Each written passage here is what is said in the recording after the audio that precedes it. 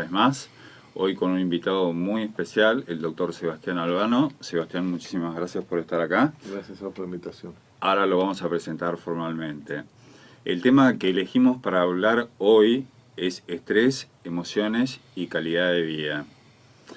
Les recordamos que el objetivo de Abriendo Caminos es informar a la gente y además tratar de dar herramientas que contribuyan a mejorar su calidad de vida, la salud, la educación y todos los temas que hacen a la vida de todos nosotros. Queremos avisarles que el programa se está emitiendo online por late931.com.ar para todos los que dispongan de internet. Queremos agradecer a la producción de Noemí Cerrantes, Daniel Pereira y a Sebastián Gómez. El tema de hoy es un tema que moviliza mucho a la gente. Hemos recibido muchos mensajes, todos de alguna forma lo que queremos es como buscar cómo mejorar la calidad de vida en una sociedad o en un mundo tan cambiante, con tantas presiones, nos vamos a meter de a poquito en el tema, dirigiéndonos un poquito a la gente. Te voy a pedir, Sebastián, y también al sector profesional. Voy a presentar al doctor Sebastián Albano. Es médico psiquiatra de la Universidad de Buenos Aires y psicoterapeuta. Es director de la maestría en psiconeurofarmacología de la Universidad Favaloro. Es fellow de la Asociación Americana de Psiquiatría. Es fellow del Colegio Internacional de Psicofarmacología. Es presidente honorario de la Asociación de Psicofarmacología y Neurociencias de la Argentina. Es el primer presidente del Colegio Argentino de Psicofarmacología y Neurociencias, que se conoce como CAPIN. Es autor de varios libros. Yo voy a mencionar uno porque después vamos a tocarlo, que es Avatares de la Clínica. Es un libro muy especial que se lo recomendamos especialmente a los profesionales de la salud. El doctor Sebastián Albano ha publicado más de 50 trabajos en Argentina y en el exterior. Yo te invito a una pausa y arrancamos el programa. ¿Cómo no? Gracias. Muchas gracias. A vos. Bueno, y estamos de vuelta en Abriendo Caminos. Y vamos a arrancar el programa con una pregunta que quizás es como que la gente es la que está más pendiente y nos ha preguntado más. Si me permitís tutearte, sí, cómo no. Te voy a preguntar y te voy a pedir que le expliques a la gente en la forma más sencilla que puedas, ¿qué es el estrés? Bueno, el estrés es una terminología aplicada al campo médico que en realidad viene de la física. Y creo que la metáfora que más explica el concepto del estrés es una metáfora que usaban los radicales. Decía que los radicales se podían doblar, pero no se parten.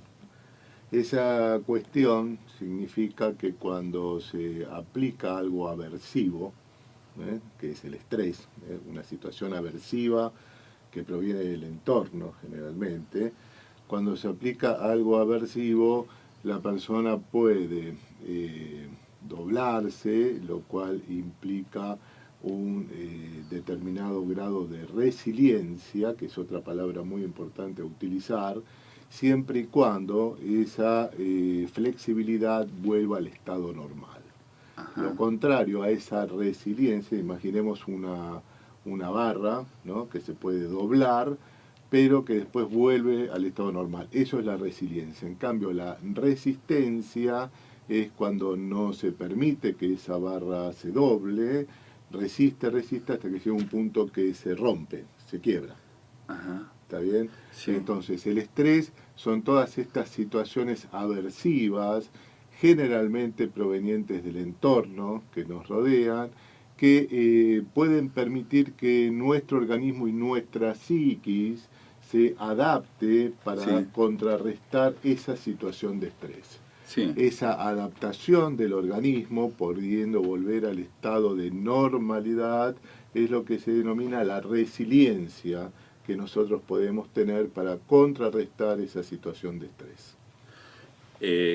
Bueno, qué bueno que nombres esta palabra resiliencia, porque en muchas entrevistas acá se habla de la resiliencia. Entonces, después quiero volver a eso Sí, para que cómo no. nos expliques. Pero quiero aclarar este concepto. Hay que Sí, diferenciar entonces resiliencia de resistencia. ¿Está bien? está bien, está claro. Te voy a hacer una pregunta que pienso que se la hace mucha gente, pero cuando se habla, o sea, de ansiedad, ¿ansiedad y estrés es lo mismo? No, en realidad el estrés es un factor que el estrés puede ser, después vamos a ver, un determinado grado de estrés, de esa respuesta que nosotros damos frente a un hecho aversivo del entorno. Un determinado grado de estrés puede ser bueno. Cuando el estrés continúa, cuando el estrés no se apaga, eso después lo vamos a desarrollar más detenidamente, me gustaría. En ese caso puede desarrollar determinados desórdenes, determinados trastornos, entre los cuales están los trastornos de ansiedad. Vuelvo a la ansiedad, porque a veces, o mucho en la calle, que se está hablando tanto de todos estos temas, por suerte, se habla que hay una ansiedad buena y que hay una ansiedad mala. ¿Eso es así? Sí, en realidad los estudios lo que estaban descritos es con respecto al estrés, que hay un estrés bueno y un estrés malo. Un determinado nivel de estrés, de esta situación de adaptación psíquica y orgánica frente a algo aversivo o frente a algo que nos puede despertar una situación de lucha o de alerta que hace preparar a todo el organismo. Un determinado nivel de eso es bueno, eso facilita el aprendizaje, facilita que prestemos mayor atención, pero si el estrés continúa y ese estrés no se apaga, entonces eso provoca daño y nos enferma.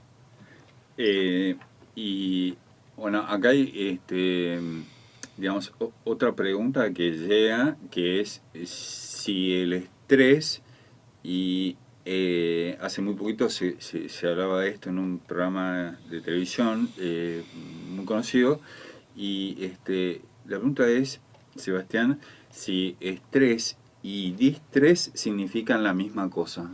Sí, son términos muy mezclados, algunos autores lo toman como sinónimo, otros como que sería la parte mala del estrés, pero en forma general se puede tomar como que sí, como que son sinónimos. Está bien. Entonces, de alguna forma, para la gente, tener cierto grado de estrés eh, es bueno de alguna Bueno, forma. ayuda en determinadas situaciones, por ejemplo, si uno está en una determinada situación de peligro o si uno está en situaciones que requieren alerta, preparando una lección, o acá que estamos en un programa radial, o Sí. uno está manejando, demás, se requiere un determinado nivel de estrés porque eso facilita prestar mayor atención, incluso, como dijimos, provoca cambios en el cerebro que facilitan el aprendizaje. Ahora te voy a pedir que nos expliques un poquito más en profundidad cuáles son esos cambios, ¿no? Pero, digamos, la pregunta también es, digamos, en una sociedad, en el mundo entero, como con la que se vive con tantas presiones, con tanta incertidumbre, con tantos movimientos, eh, eh, digamos, eso se tiene que como acomodar con cierto grado de estrés y es bueno que así sea. Para adaptarnos mejor. Claro, o sea, lo bueno sería que frente a determinadas situaciones nosotros podamos adaptarnos con un mínimo grado de estrés, que luego cuando esas situaciones desaparezcan nosotros podamos volver a regular tanto nuestro psiquismo como nuestras funciones corporales y bajar ese nivel de estrés y así regulándolo de acuerdo a lo que ocurre en el entorno con una determinada plasticidad. Plasticidad, que es otro tema fundamental Sí. que me gustaría ampliar. Bueno, te invito a una pausa y cuando volvemos ¿Cómo no? nos explicás. Gracias. Bueno, habíamos quedado con una pregunta, más que una pregunta, un concepto que le pedimos a Sebastián que nos explique con dos conceptos. Resistencia, resiliencia y plasticidad. Eh, digamos, ¿puedes explicarle a la gente, explicarnos, o sea, qué es la resiliencia de la manera más sencilla que Sí, puedas? cómo no. Yo voy a tomar este CD para poder explicar un poco más gráficamente. Imaginemos que sobre este CD entra una fuerza aversiva. Esa fuerza aversiva, este CD puede resistirla, eso se denomina resistencia, o sea que no se modifica la estructura del CD. Si la fuerza aversiva sigue ejerciendo, va a llegar un momento que esa resistencia se quiebra y este CD se puede romper. El otro concepto, resiliencia. Actúa la misma fuerza aversiva sobre este CD y este CD se puede doblar, como estoy mostrando en cámara, se va doblando, pero luego vuelve a su estado normal. Esa situación de adaptación, de doblarse y volver a su estado normal, eso es la resiliencia. Estos conceptos están íntimamente relacionados con el concepto de plasticidad. Ujú. En realidad yo he definido en el año 2004 al sistema nervioso central con tres características fundamentales, diciendo que el sistema nervioso central es un sistema complejo, dinámico y abierto. El concepto que el sistema nervioso central es un sistema complejo significa que el mismo actúa en red. Esto significa que existen muchas áreas interconectadas que se modulan unas a otras en el procesamiento de cualquier información. O sea que cualquier información, tanto sea movimiento, toma de conciencia, emoción, sentimiento, nunca interviene un área única del cerebro, Ajá. sino que intervienen múltiples áreas que se están interconectadas y se modulan unas a otras. Sí. Eso es el concepto en red. Ese concepto en red es fundamental para comprender cómo trabaja el sistema nervioso. Hoy en día se está desarrollando un concepto muy nuevo que es el concepto de conectoma. El conectoma, que es la totalidad de conexiones sinápticas que existen en un cerebro y que está estudiado en una mosca muy pequeña, muy diminuta, Sí. y que están intentando poder llegar a descubrir el conectoma humano. Esto lo explica muy bien el otro, somos tres directores de la maestría de Favaloro, yo comparto la dirección con los profesores Jorge Medina y Luis María Sider. Esto lo explica muy bien Ajá. el profesor Luis María Sider. Ajá. El otro concepto de plasticidad es un concepto muy importante. Anteriormente se pensaba que el sistema nervioso central era un sistema estático. Eso significa que no podía sufrir modificaciones y Ajá. que en consecuencia una determinada lesión podía ser permanente. Esto significa, digamos, por ejemplo, como que si alguien no sé, se caía de una escalera, sufrió un accidente, lo que fuera, y su sistema nervioso se dañaba, eso no tenía recuperación. No tenía recuperación. Si bien esto en parte es verdad, porque depende del nivel del daño, Sí. que puede no tener recuperación, hoy se sabe que el sistema nervioso central tiene plasticidad, es un sistema altamente plástico.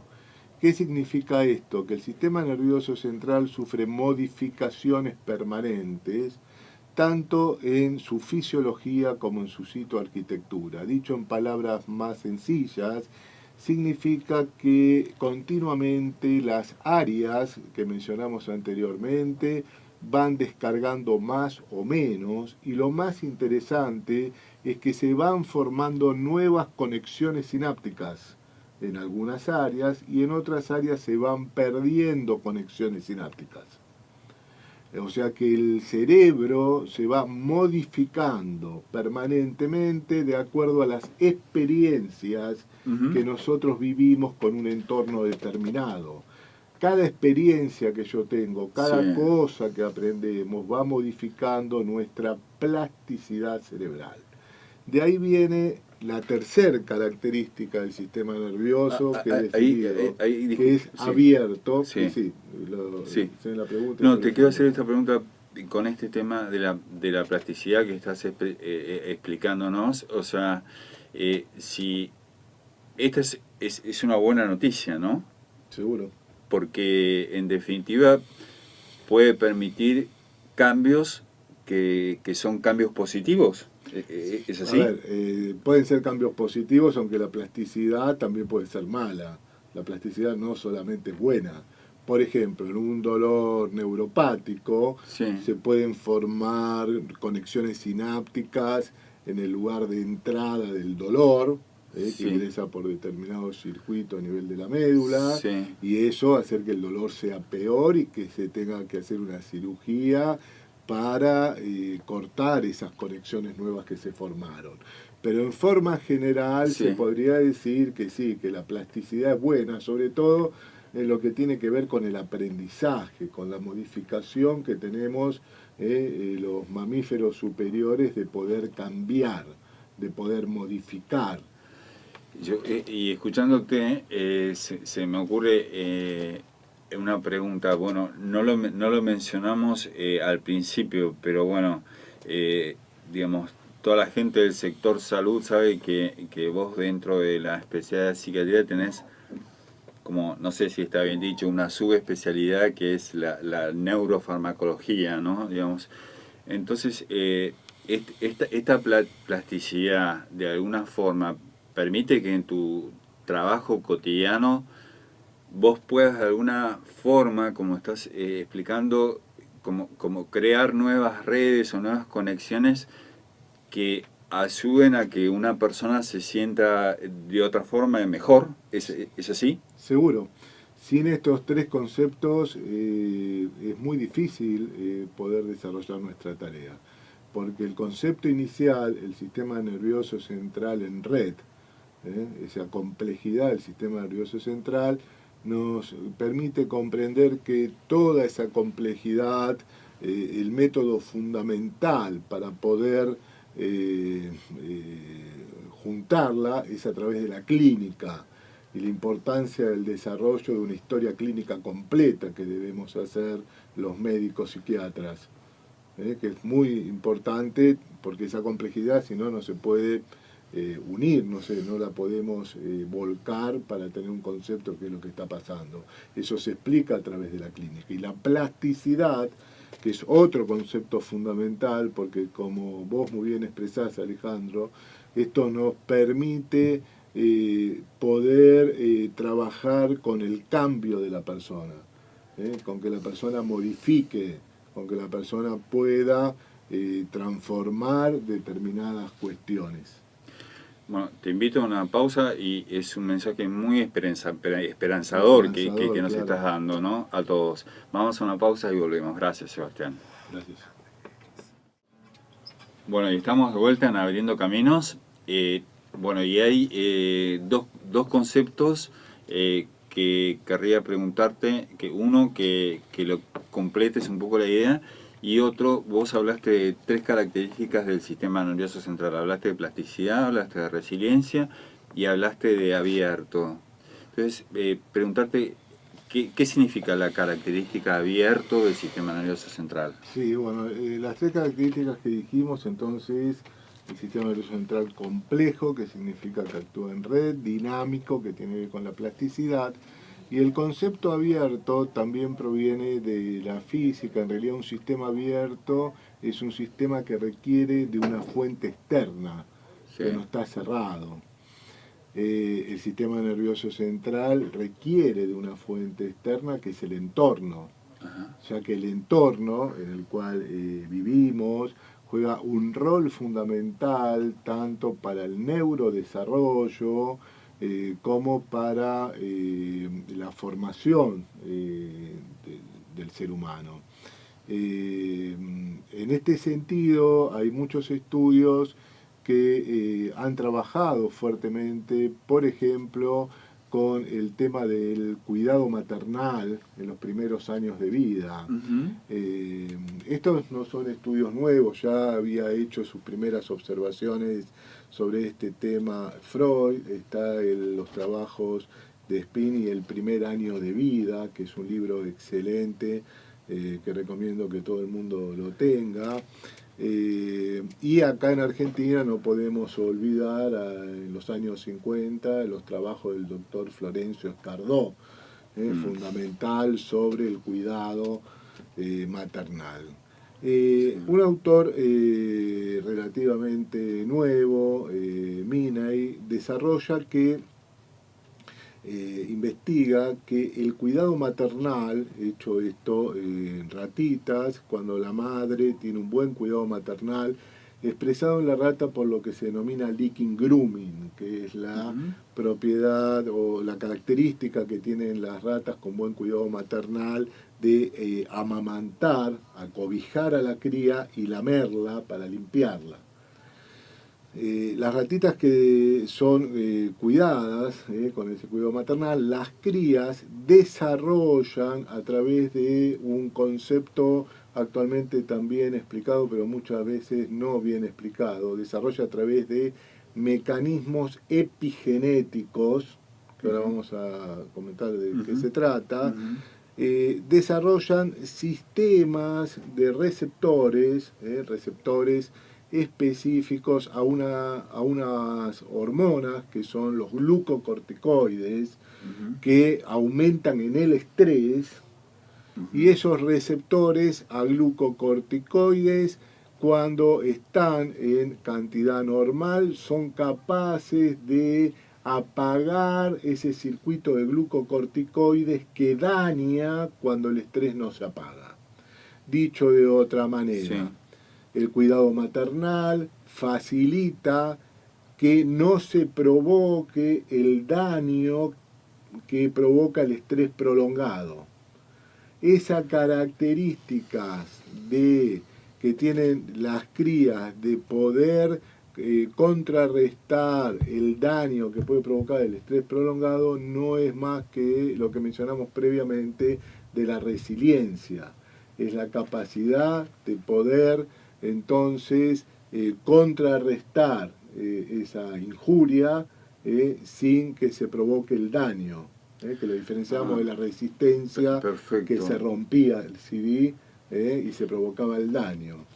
¿Qué es un mecanismo epigenético? Sí, Para terminar con este sí, concepto, Alejandro. sí. Un mecanismo epigenético es que se producen modificaciones en la expresión genética sin modificarse el código genético. ¿Qué significa esto?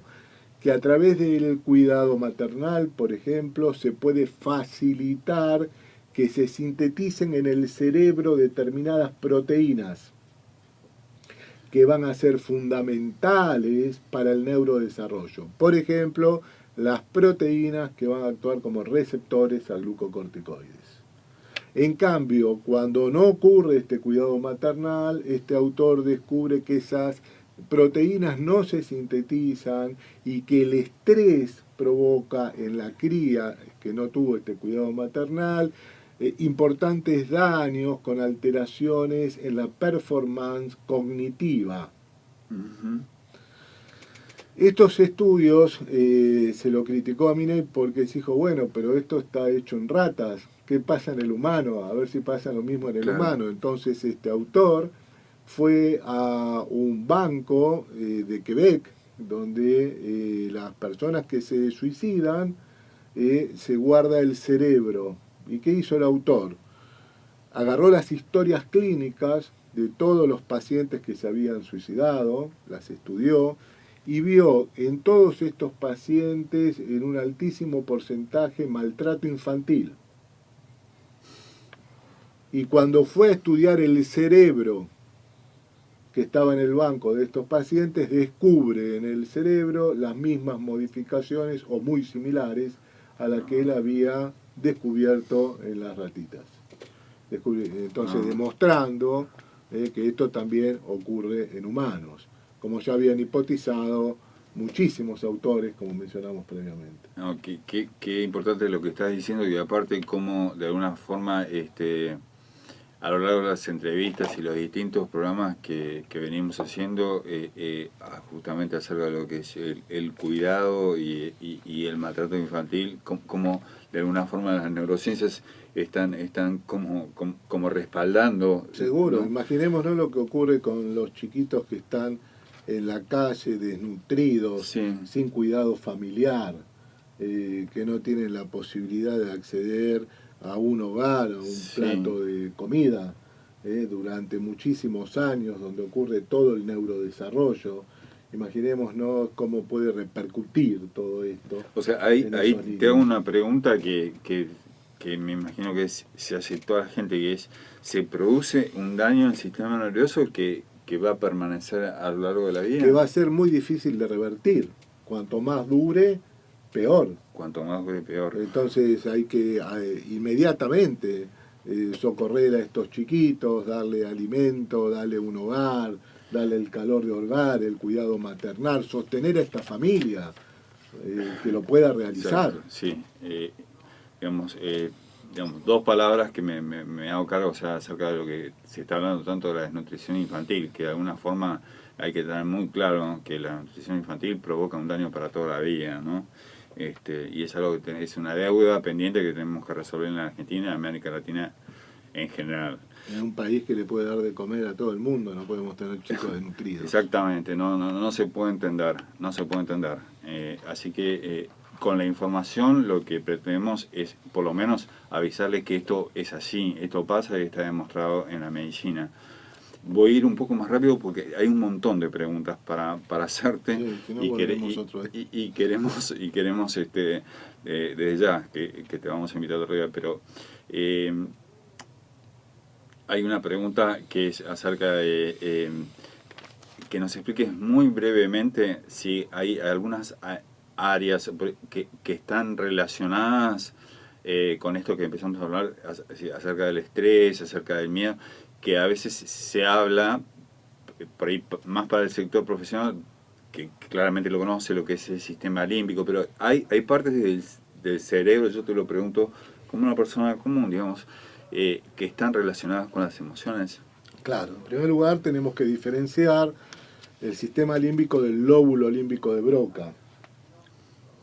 El lóbulo límbico es como la principal área que la forma, es la corteza cingulada, que se llama así porque tiene forma de cinturón, que si uno ve un corte medial del cerebro, está en el centro del cerebro, rodeándolo como si fuera un cinturón a ese cerebro.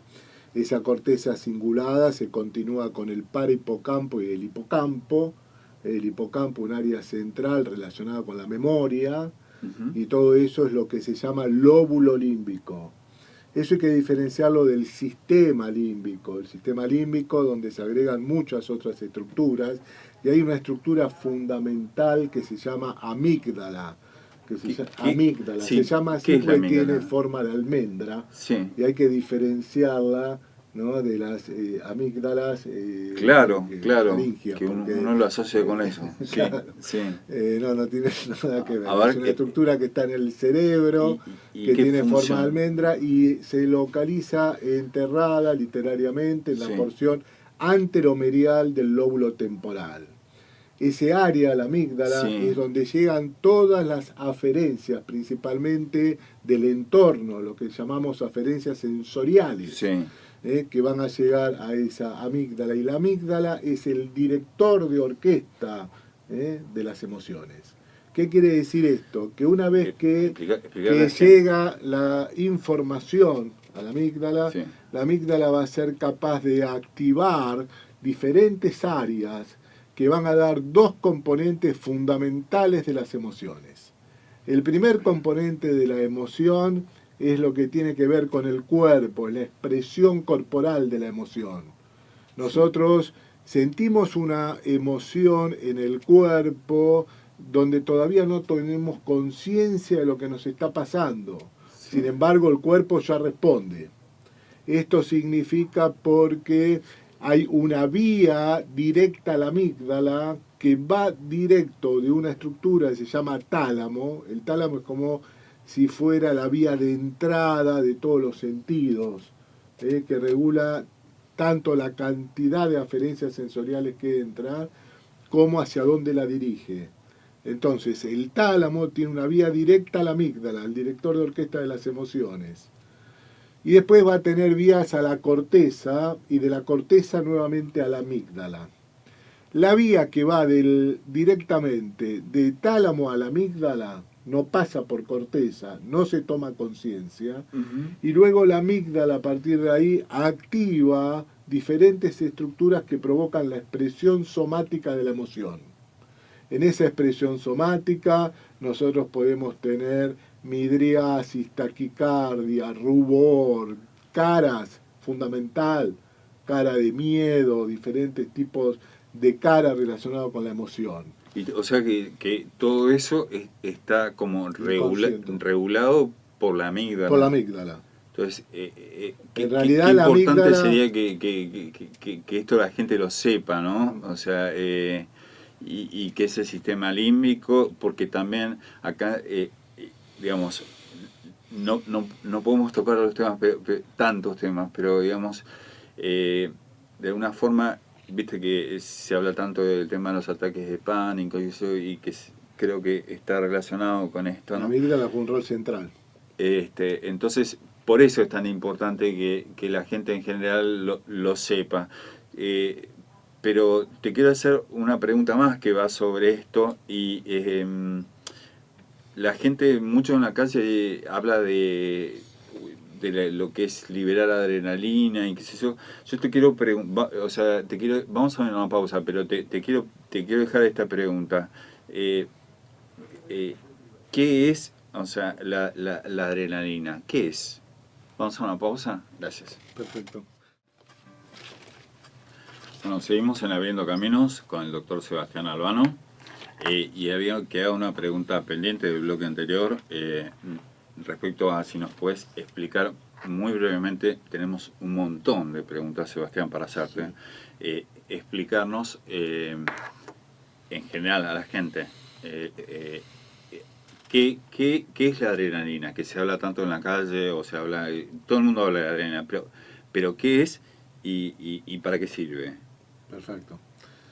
Bueno, a ver, en forma breve, la adrenalina es un neurotransmisor, o sea, la función fundamental es la comunicación interneuronal entre dos neuronas, forma parte de un grupo de neurotransmisores que son las catecolaminas, pero todo eso, a ver, no importa para la pregunta fundamental que se me está haciendo, sino que hay que entender que cuando se dice en la calle, vulgarmente, se liberó adrenalina, eso tiene que ver porque la adrenalina es el principal mediador del estrés.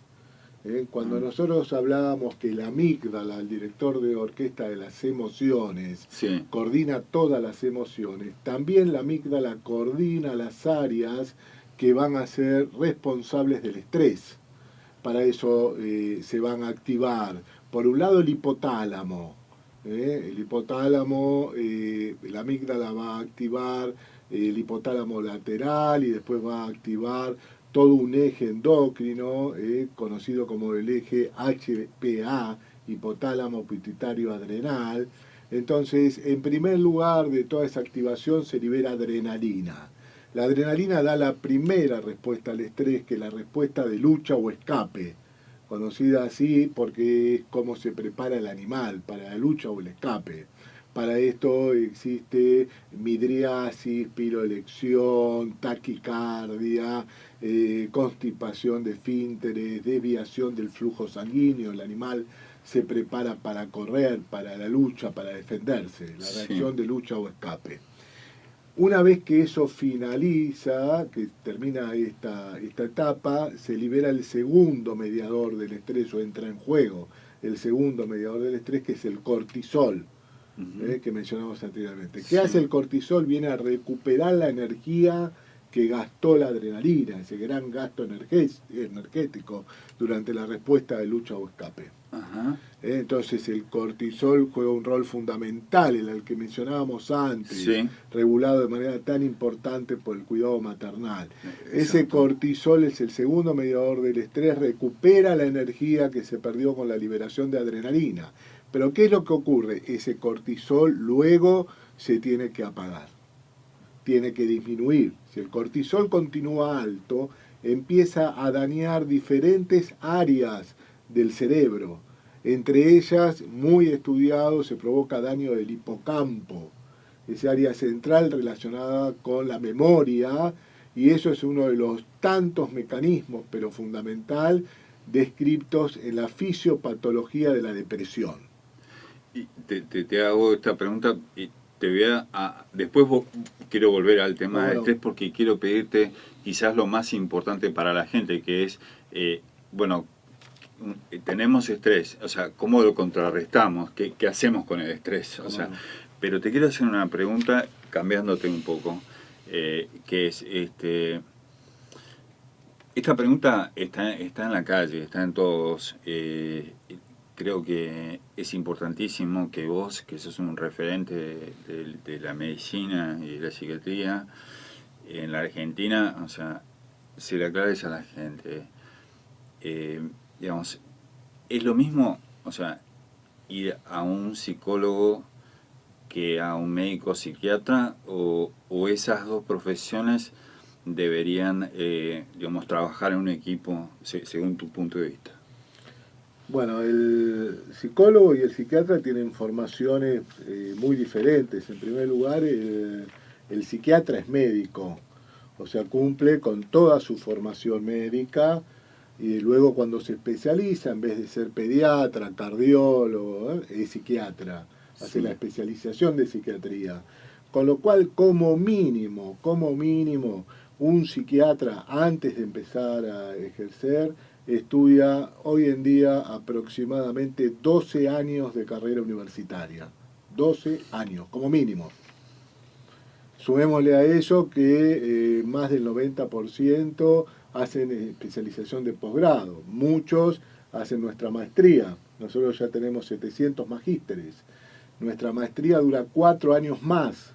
O sea que son 12 años más 4 años más, 16 años de estudio universitario. Muchos le agregan a ellos otra formación, que es una formación más fuerte en alguna psicoterapia, que puede durar de 3 a 4 años más. Entonces terminan estudiando 20 años de estudio universitario contra aproximadamente 5 años que dura la carrera de psicología, y en algunos casos hacen algún posgrado.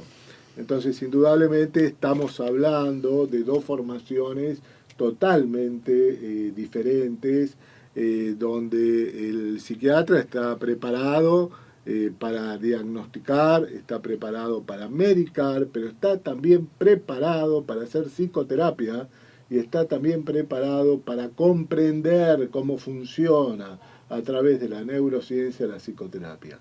No solamente eso, sino que también está preparado para comprender lo que es el nivel de evidencia, o sea, cuáles son los trabajos científicos que avalan la psicoterapia y la medicación que está utilizando. Quiero hacer una aclaración muy importante, porque en realidad gran parte de los descubrimientos que nosotros conocemos acerca de la neurociencia, gran parte de ellas la hicieron psicólogos, pero psicólogos que tienen una formación quizás diferente a lo que tienen los psicólogos en parte de nuestras universidades. ¿Por qué? Porque en nuestras universidades, lamentablemente, se ha metido una escuela psicoanalítica, que es la escuela lacaniana, una parte de la escuela lacaniana, que a mi entender provoca un daño en lo que tiene que ver con la formación de un profesional que está gastando gran parte de su dinero y de su tiempo y de su esfuerzo en formarse. Ajá. Entonces, estos profesionales no se pueden formar en una ideología, sino que se tienen que Está claro, formar en evidencia está claro. científica. Entonces, el problema no es de la psicología, el problema no es de todas las universidades, Sí, sino que el problema es de algunas universidades. Igualmente, por suerte, hoy en día, sí. una gran cantidad de psicólogos están muy interesados en el tema de neurociencia. A Están nosotros entrando. nos consultan cada vez Ah, más con una apertura y una aproximación muy rica. Entonces la psicología permite una apertura cerebral y le permite a estos profesionales empezar a incursionar en otros campos. bueno, me parece que es importantísimo y muy enriquecedor para la gente, porque estamos dando no opiniones, estamos diciendo 6 años de estudio y de formación contra casi 20 años. Digamos, es muy distinto, ¿no? Es muy distinto. Entonces, lo que está en juego acá es la salud de las personas y entonces concurramos cuando tenemos una situación en que necesitamos ayudar a los profesionales más preparados. Después quisiera hacer, no sé, algunas preguntas más personales de qué te puede haber llevado a vos a dedicarle tanto esfuerzo y además el hecho de saber que son esa cantidad de años, pero que no se termina ahí, sino que en realidad los que lo hacen con idoneidad lo hacen toda la vida, porque la medicina va avanzando digamos, a pasos agigantados. De todos modos es una muy buena noticia saber que los psicólogos, los psicólogos están de a poquito incorporándose al Sí, mundo de las muy bien. neurociencias. Este, y Y que a tenemos, nivel mundial nosotros tenemos grandes descubrimientos de neurociencia realizados por psicólogos. y vos qué considerás acerca de lo que es el trabajo en equipo entre el psicólogo y el psiquiatra y el médico A clínico, ver, si se quizás, digamos? respetan los niveles puede llegar a funcionar. En primer lugar, tiene que ser un equipo que se conozca muy bien, que trabaje hace mucho tiempo juntos, que tenga una profunda comunicación, que no quede el paciente en el medio de la discusión entre el psiquiatra y el psicólogo si las cosas no funcionan. ¿eh? Y que bueno, que se respete después la coordinación del equipo, ¿no? Y el trabajo. Claro, porque uno está de alguna forma a veces como eh, indignado, si cabe el término, cuando escucha que las personas recorren durante años psicólogos o psicólogos con un problema y un problema que nunca se resuelve y después consultan a un médico y especialista en psiquiatría, un conocedor, qué sé yo, y en unas semanas la persona está bien. Ese Digamos, o problema en sea, realidad, con diferentes tipos de problemas, no es un campo específico de la psicología, también en psiquiatría, si bien nosotros tenemos un excelente cuerpo de profesionales psiquiatras, sí, de médicos en la República Argentina, nosotros tenemos la suerte de haber logrado una de las medicinas de excelencia a nivel mundial. sí, Eh, Sin embargo, también existen escuelas de psiquiatría que, por ejemplo, hacen diagnósticos a través de dosar metabolitos de serotonina o de noradrenalina en orina a sí. través de lo que se llama o se llama minograma, lo cual es una barbaridad.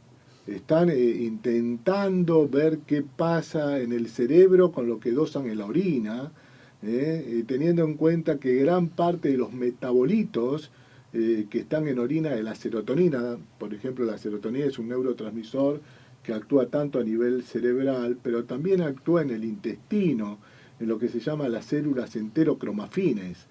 Entonces terminan gran parte de ese dosaje dosando lo que ocurre en el intestino para interpretar lo que pasa en el cerebro.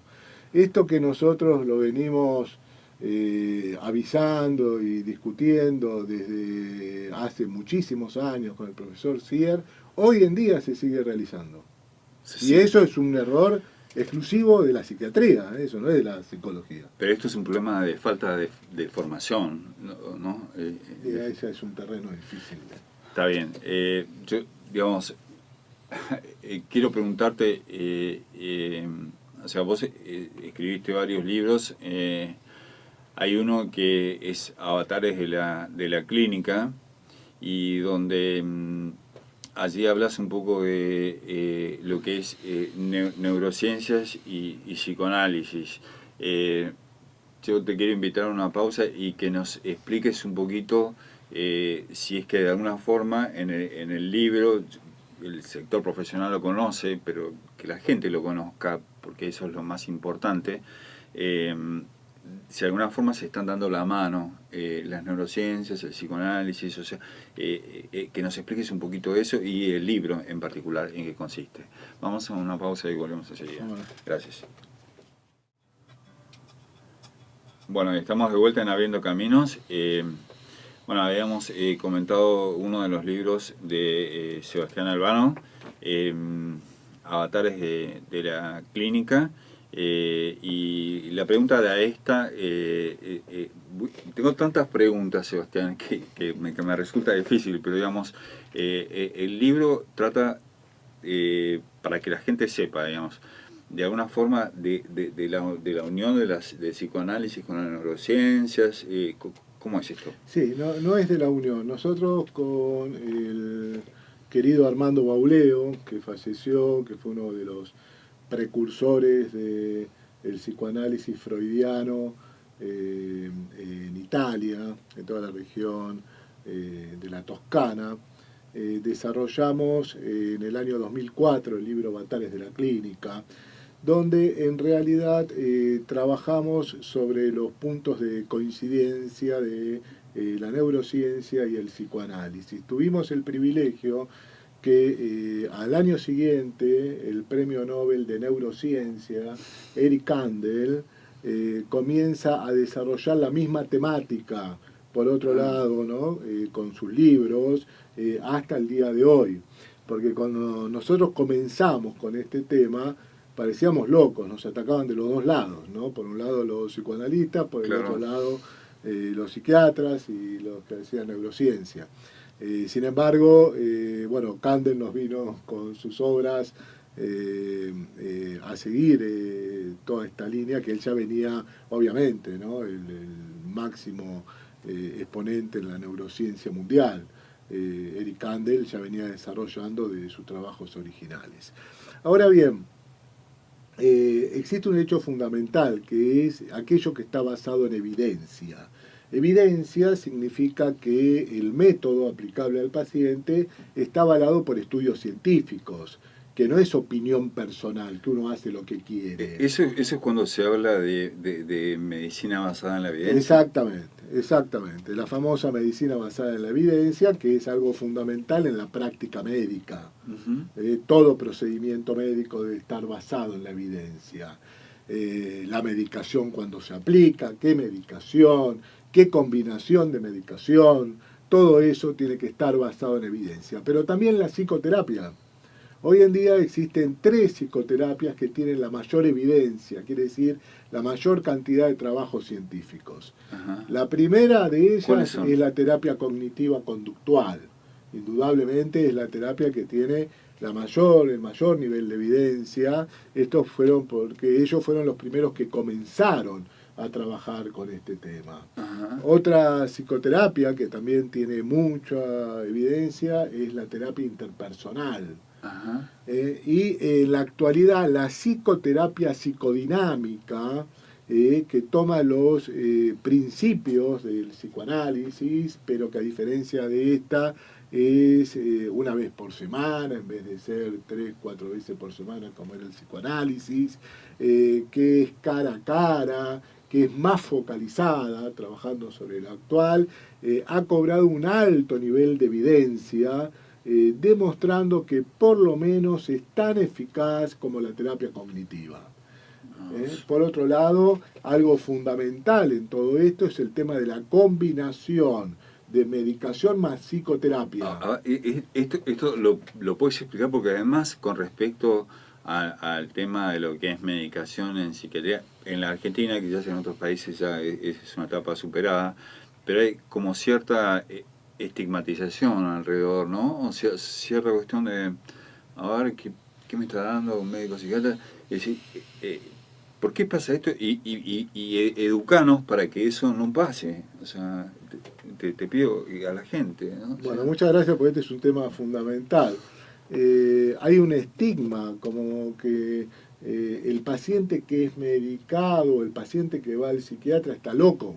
claro, Y en realidad la persona que toma conciencia que le pasa algo y acude a un profesional para que lo ayude, es una persona que está mucho más sana que aquella persona que no toma conciencia y no acude al profesional, no, que es lo que le ocurre a la o sea, mayor parte de todos nosotros. ¿podés repetirlo, por favor? ¿Podés repetirlo, por favor? Claro, que las personas que toman conciencia Sí. que tienen un problema Sí. y acuden al profesional, están mucho más sanas que aquellas personas que no toman conciencia y no van al profesional. Una característica de la patología mental es la falta de conciencia de enfermedad.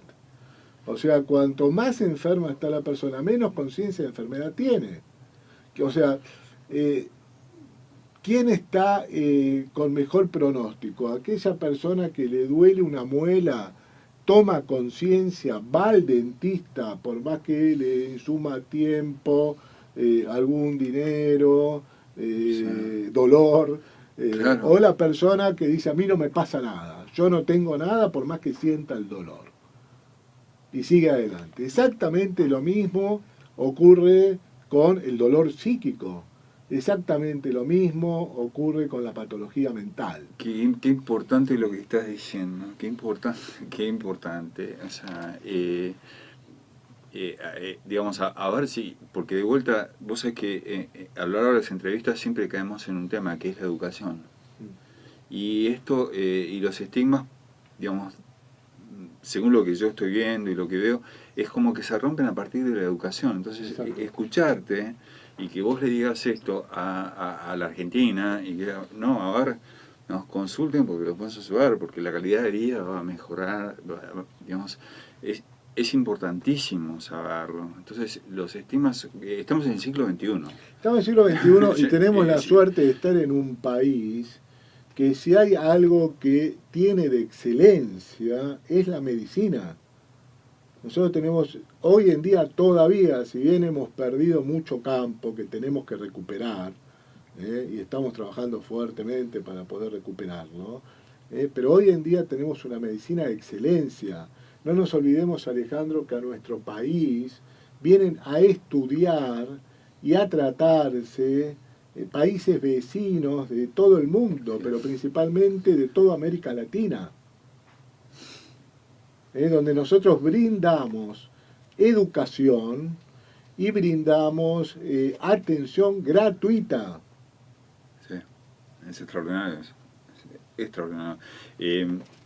Yo quiero volver al estrés, pero quiero mencionar, digamos, que, o sea, que estoy al tanto de que digamos, va a salir otro libro, digamos, que vos ya tenés publicado, que es Trastornos depresivos y ansiedad, aspectos neurobiológicos, clínicos y terapéuticos, pero que está pronto a salir otra versión y lo que quisiera recalcar mucho al sector profesional, a la gente en general, es que la nueva versión de este libro, que se va a llamar Trastornos de estado de ánimo y de ansiedad, está hecho en forma conjunta, Sebastián Albano, con profesionales de Estados Unidos y con profesionales de Italia, lo cual habla de que estamos, en ese sentido, al menos, tan integrados al mundo en un tema tan importante. Claro, aparte va a intervenir un importantísimo grupo de magísteres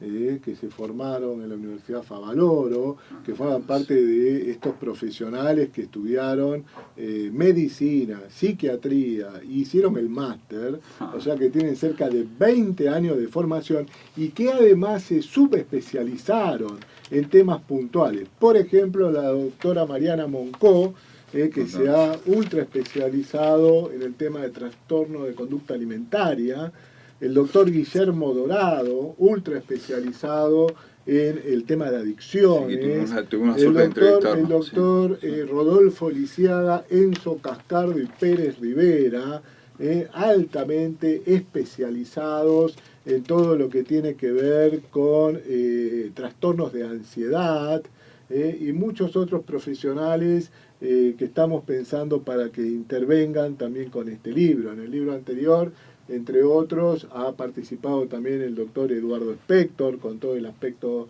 de aspectos médico-legales, o sea, profesionales de lujo que tenemos en nuestro país. Tenemos que ir a una pausa y la nombro, la agrego, porque la hemos entrevistado varias veces y que fue alumna del máster que vos dijiste. A la doctora Moyano. La doctora Beatriz Moyano. Beatriz Moyano, excelente profesional. Y la especialista y representante en el mundo de síndrome de Tourette en los niños. Que también ha escrito nuestro libro todo el tema de trastorno de ansiedad, lo escribió justamente la doctora Beatriz Moyano, que también es magíster de nuestra maestría, sí, también sí, con 20 años de formación.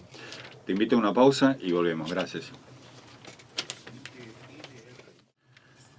Bueno, seguimos con el doctor Sebastián Albano y te voy a pedir, Sebastián, arrancamos este programa en donde dijiste tantas cosas y explicaste tantas cosas, arrancamos hablando del estrés, ¿no? Y quisiera pedirte si podemos volver a ese tema, porque lo definimos en cuanto a lo que es, en cuanto a muchas cosas. Ahora, bueno, ¿qué es lo que podemos hacer o cómo lo podemos contrarrestar cuando nos pasa esto, digamos? Y por otro lado,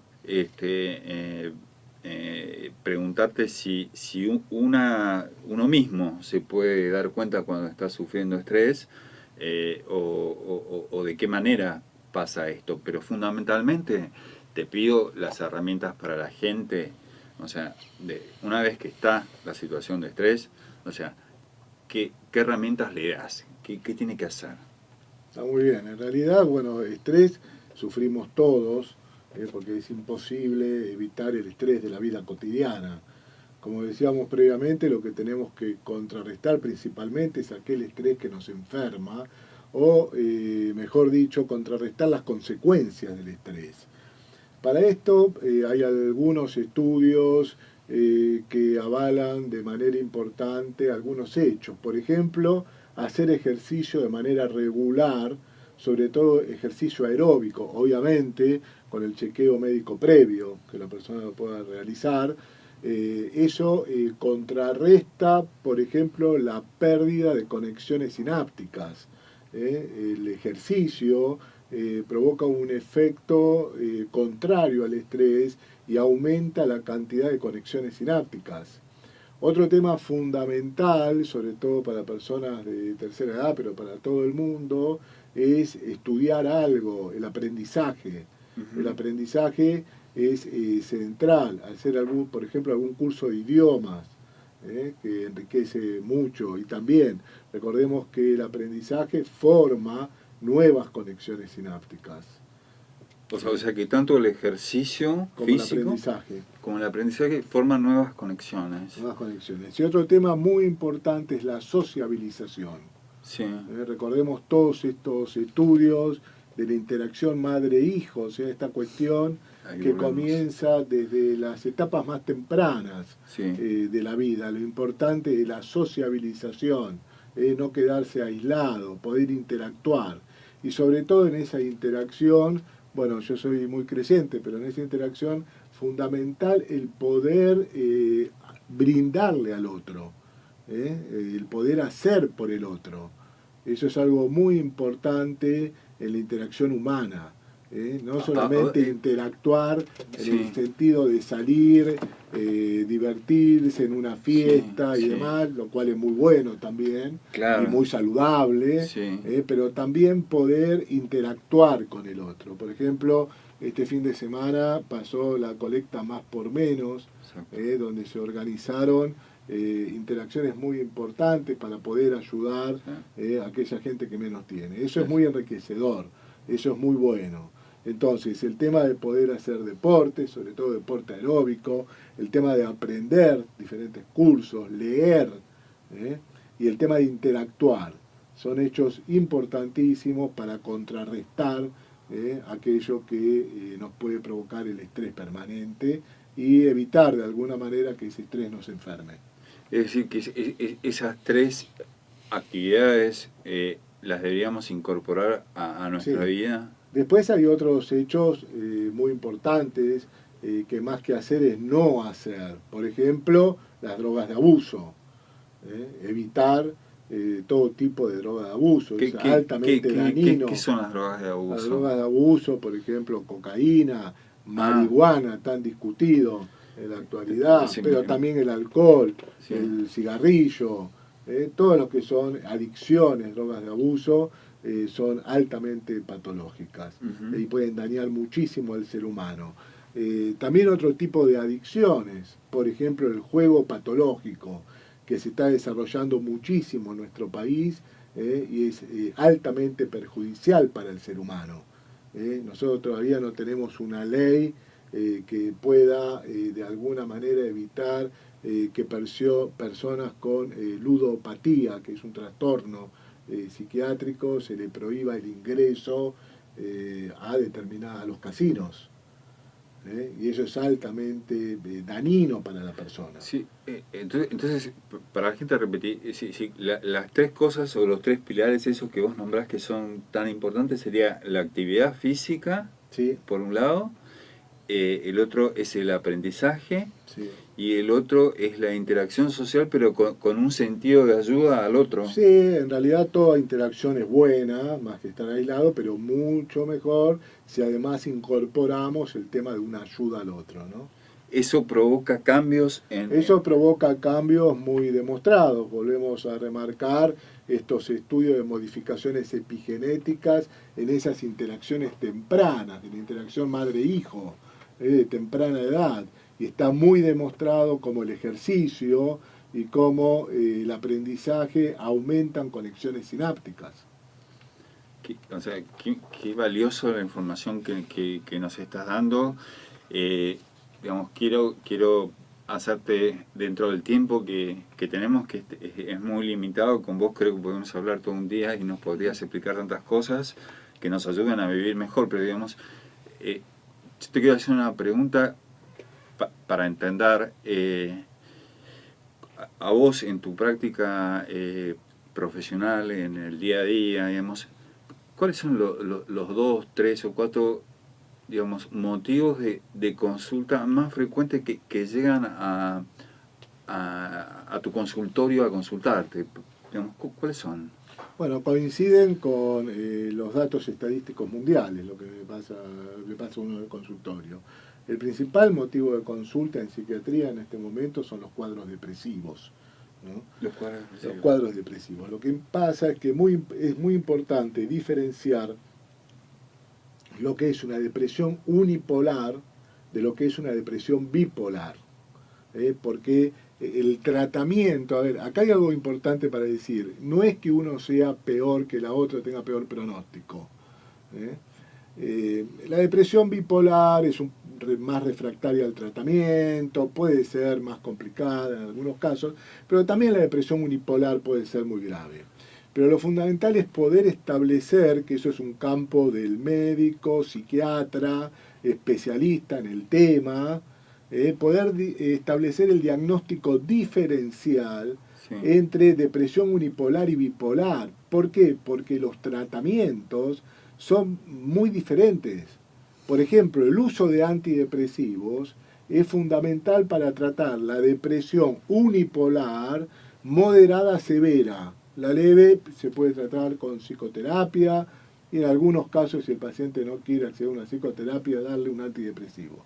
Pero la moderada y severa generalmente hay que utilizar medicación y la mayor parte de las veces asociada a la psicoterapia. Ahora, la depresión, que no es unipolar, sino que bipolar, que tiene ya características de hipomanía o de manía conjuntamente con la depresión, el uso de antidepresivos en algunos casos puede ser dañino y nunca hay que utilizarlo solo el antidepresivo, sino siempre asociado el antidepresivo con un estabilizador del estado de ánimo. No, qué importante lo que estás diciendo para el sector profesional. Decime, porque te quiero pedir un mensaje, Sí. pero digamos, aparte de la depresión, ¿cuál es no sé, los otros dos motivos más frecuentes por los que en el mundo o acá la gente más consulta? Indudablemente, el otro trastorno también muy prevalente a nivel mundial son los trastornos de ansiedad. Y dentro de los trastornos de ansiedad, principalmente el trastorno de ansiedad generalizada y el trastorno de pánico. Ahora, lo interesante es que muchas veces, tanto el trastorno de ansiedad generalizada como el trastorno de pánico se dan de manera comórbida, o sea, de manera conjunta con la depresión. Se dan las dos juntas. Y muchas veces esa depresión no es una depresión unipolar, sino que es una depresión bipolar. Y el problema de eso es que el profesional puede cometer el error de trabajar esa depresión con antidepresivos. Entonces el paciente empeora, puede hacer lo que se llama un switcheo desde la depresión al campo de hipomanía-manía, empeorándose el curso de la enfermedad y poniendo al paciente en situación de riesgo. Entonces, a la gente, por favor, lo que yo les puedo decir escuchándote es tengan mucho cuidado a qué profesional consultan. Tienes un profesional idóneo y muy capacitado. Yo, Sebastián, te pido que le des un mensaje a la gente y un mensaje al sector profesional. Ahí tenés tu cámara. Sí, bueno, en primer lugar que consulten cada vez que sienten un síntoma, tanto de ansiedad, de depresión, un decaimiento, que no pueden salir de la cama, que un gran desgano, que no tienen ganas de hacer absolutamente nada, o que sientan frente a determinadas circunstancias que se ahogan, no pueden respirar, sudoración, dolor de estómago, lo que se llama una crisis de angustia, característica de muchos trastornos de ansiedad, pero especialmente del pánico. Consulten, recuerden que en el país tenemos un excelente nivel de profesionales de la salud mental que pueden ayudar en este tipo de trastornos. Con respecto a los profesionales, algo fundamental, todos los profesionales argentinos están muy bien capacitados y que recuerden que nosotros hace 17 años que venimos desarrollando la maestría de psiconeurofarmacología de la Universidad Favaloro, que la coordina la doctora Mariana Moncó, que mencionamos previamente, y que la dirigimos conjuntamente con los profesores Sier y Medina. En esa maestría ya han pasado cerca de 700 magísteres que se forman de una manera altamente especializada. Realmente es algo muy recomendable porque nosotros vamos desde la neurociencia, comprendiendo no solamente cómo actúa la medicación, sino también cómo actúa la psicoterapia, dando todas las pautas clínicas, todos los diagnósticos diferenciales, el estudio de todos los fármacos que tiene que conocer el profesional y finalmente todas las pautas normativas de tratamiento basadas en la evidencia científica. Entonces creo que es una oportunidad muy buena para poder desarrollar. Y te quiero preguntar, porque después nos van a llegar las preguntas a nosotros, si es posible que vos des, no sé, una dirección de email tuya a donde la gente y el sector profesional te pueda contactar. Sí, ¿Es posible? No. Sí, cómo no. Mi dirección de email es S de Sebastián, sí. S.albano con B corta, albano con B corta, S.albano, @fibertel, que se escribe fibertel con B larga, sí. .com.ar. Perfecto. Bueno, ahí tienen la forma de llegar a uno de los referentes de lo que es la medicina, la psiquiatría en nuestro país. Eso es lo que les podemos facilitar. te agradezco enormemente y te agradezco en nombre de la gente de que hayas estado hoy acá con nosotros. Aprendimos un montón. Y a toda la gente, bueno, muchísimas gracias y les recordamos que nos vemos el lunes próximo y estará con nosotros el Comité de Ética del Hospital Garrahan. Bueno, muchísimas gracias y que tengan un excelente día. Gracias, Alejandro. Excelente programa. Felicitaciones. Gracias a vos.